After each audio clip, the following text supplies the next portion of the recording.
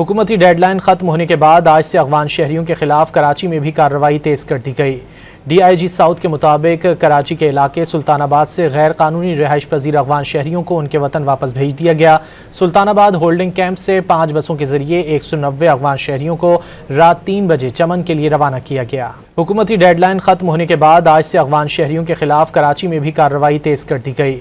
DIG south के मुताबिक कराची के इलाके सुल्तानाबाद से गैर कानूनी रिहाइश पजीर अफगान शहरियों को उनके वतन वापस भेज दिया गया।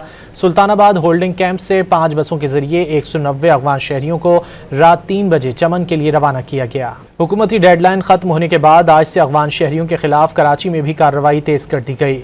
DIG साउथ के मुताबिक कराची के इलाके सुल्तानाबाद से गैर कानूनी रिहाइश पजीर अफगान शहरियों को उनके वतन वापस भेज दिया गया। सुल्तानाबाद होल्डिंग कैंप से 5 बसों के जरिए 190 अफगान शहरियों को रात 3 बजे चमन के लिए रवाना किया गया।